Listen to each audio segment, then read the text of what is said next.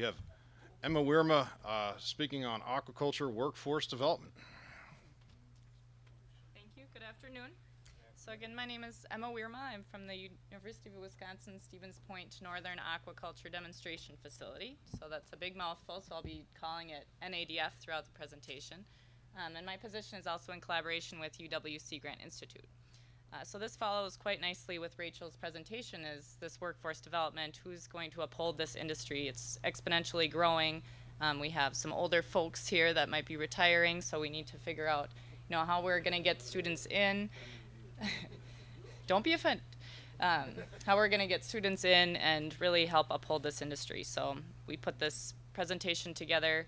The facility has been open since about 2002, and ever since then we've been really strong about workforce development, working with students, getting this interactive and hands-on application of knowledge for aquaculture. I don't care where you get a degree from, but if you do not have that experience working with fish, you will not be successful. So you have to get that experience and that application. So that's really what this program is all about.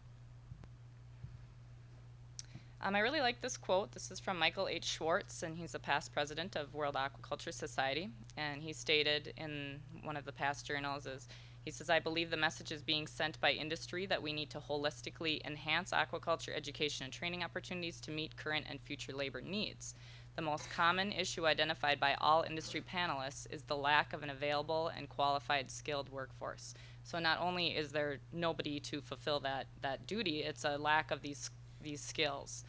So I think that's a very important statement. Briefly, I'd like to highlight the facility. So the NADF, its mission is to support sustainable aquaculture through public education and advanced discovery, dissemination, and application of knowledge for aquaculture in a northern climate specifically. So how do we do that? Number of different ways. One main point is outreach, extension, training, technology transfer. That's a big part of what we do. But we are also consistently doing applied research and demonstration projects, and these are commercial scale projects. So those are going on continuously. And it's also important to mention we have a variety of different partnerships, not just with the private industry, but also state, federal, and the private industry as well. So a number of different partners. So this is basically the process of this program. So you can think of these as kind of like steps, but they're also groups of people that we are outreaching to make this possible. For one, it's the public realm. The public education is huge. So we'll talk about how we outreach to the general public. The next step here is our next generation. So how are we going to find students that might be interested in this kind of before they get to Stevens Point? So how do we outreach to that next generation? And then if we find a student that is excited about aquaculture, wants to go further, what is the higher education opportunities that point has for them? And next, this is the main point of this whole thing, is getting them that experience, getting them that application of knowledge. So they get a degree, but have they really raised fish before, besides in their aquarium at college? And then finally is to actually come full circle. The job placement is huge. We want to actually find that student a position in the industry. So to go into a little more details of each of these, so public education, we really want people to understand what does aquaculture mean, and how can it be sustainable, and how can they support it.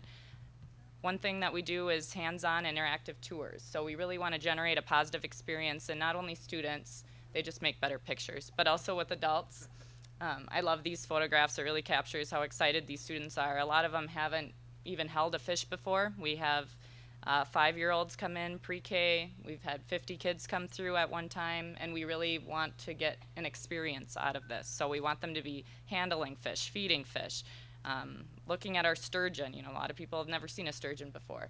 So it's really generating that positive experience. And it is for all ages as well. Of course, we go to conferences. We go to a lot of public events, give presentations. Just a few numbers. In 2016, we gave over 192 tours. And so we're not a very large facility, but we are only staffed by about 3 full-time employees on site. So we have to stop what we're doing, and usually the tours are an hour in length. So it's a mass amount of time given, but this is a really important topic. And over 230 attendees, so a direct presentation with our staff as well. The next step here is, okay, so how do we outreach to our next generation? So what we're doing is we're incorporating aquaculture and aquaponics into the actual school systems of our local high schools. So right now we have 3 high schools that have actual systems that we helped them either buy with a grant or we provided technical assistance. We do classroom visits, so we try to teach this when we go there as well.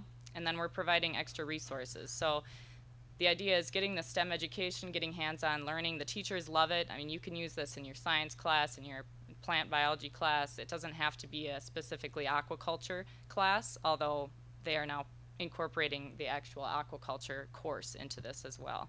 But it's very hands-on learning, which teachers love as well. And then we're kind of enforcing this application of knowledge. So they have a small scale system, they're raising their own food, they're understanding how that's sustainable, and then we invite them to the facility for kind of that application of, wow, this is actually a career. If I enjoy this, this is something I can do in the future. So we're really kind of sparking that interest for further education. And just a few numbers. We had a direct outreach with 931 K through 12 students and over 53 educators from around the state.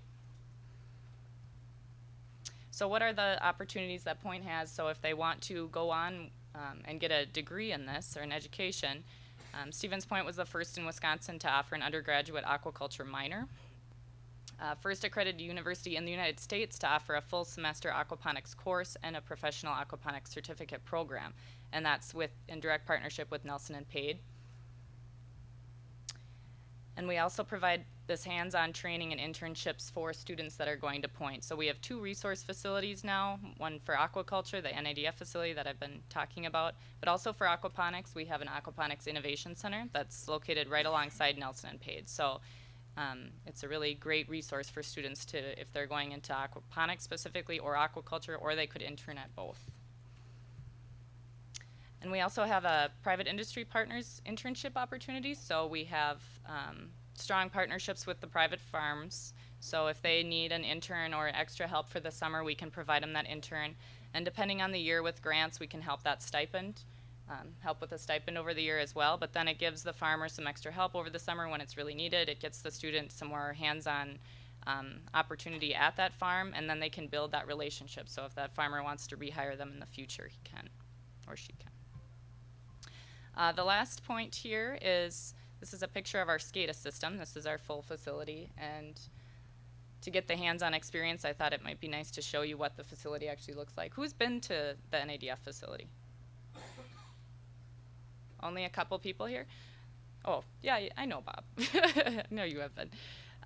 So this is an overview of the whole facility. We're on 40 acres, 20 of them is developed. So this is just showing you the wide variety of systems that students get exposed to and technicians. So after they intern, they can have a technician position after they graduate. So this is meant to be a limited term, 1 to 2 year position where they get paid, and it's a very kind of hands-on. They're working right alongside our staff in pond systems, raceways, indoor systems, and I'll talk about that in a minute. But variety of different species. So right now we have 8 different species on site, all different life stages and a variety of systems. So the idea is they're getting this real life application, it's commercial scale, they're helping us with the research, and they're collaborating with our partners directly. So they're making that relationship. I wanted to quickly show you what's inside the aqua barn. So this is where our research systems are. So we have 3 full-size recirculation systems. One example here, this is our Atlantic Salmon Project. So this is with a partner, Riverence. So this is Brittany on the bottom left there, working right alongside our partner, and she was offered a job from them after working with them. These are 12-foot tanks, 50-pound Atlantic salmon broodstock, just to see the scale. So really they're learning about what is a broodstock, what does that mean to have a broodstock program. Oh, thanks. Next example here is our larval tanks. This is Lance. He was working with us for 5 years, but really working very intensively in our larval systems. So we did a lot of research with yellow perch in these systems. Now we're moving more towards walleye, but that's becoming a big hype right now, is indoor raising of walleye. How do you do it? How can it be profitable? And Lance knows all about it because he's done it for 5 years. This is another example, Lee. We had some Arctic char eggs coming in from Iceland. He's stocking into the Heath tray system, so we do have incubation systems as well. And we have a bell jar system for our cool water species, Heath trays for cold water. So just to show you an example of the array of systems indoors. And then, of course, outside we have our ponds. We've got 4 clay-lined half-acre ponds, so technicians are understanding pond fertilization all the way up until harvest. So we have they're all each drainable with a kettle. We just had a pond workshop at the facility actually, and our technicians helped train other people. So that's definitely another system, and as well as raceways. So this is Jim. He's our new technician. He's learning all about cleaning raceways right now, so, and feeding fish. So this is a page off our website. This is kind of our success page. Our job placement rating is over 90% from anybody that's been to the facility or worked with us for about a year. They get picked up pretty quickly. So that has to do with a number of different things. One is our strong collaboration with our partners. So whoever works with us on a project knows about the facility, knows what these students are being exposed to. And it's this really unique skill set that they're obtaining. So they're not just working with one species or one system. They get a really wide range of skill sets. So we can think of these all working together. So it's not just, talking to the public, and it's not just getting a degree. It's getting this hands-on learning, working with our next generation, getting them the experience that they need, and really placing them in the industry. So this is all working together to drive workforce development forward. So just a few acknowledgments for this program. So this really wouldn't work without the staff at NADF and the Aquaponics Innovation Center. So Greg Fisher, he's our facility manager. Chris Hartlib, he's our director for both facilities. And Kendall Holmes, he is our foreman. And really, it takes a long time to stop what you're doing and train somebody as you're doing it. So it takes twice the time, twice the effort, but it's, that's part of our mission. Dedicated educators is huge. We wouldn't be able to get into the school systems if we didn't have an educator that was excited about this, that was dedicated for aquaculture and aquaponics. So big thank you to them. And Bayfield County Economic Development Corporation, as well as UW Extension, has helped with grants to improve systems at the schools, and also help with some extra funding money for materials and things. And of course our other partners and our collaborators. So that's basically all I have for you, and I can take any questions.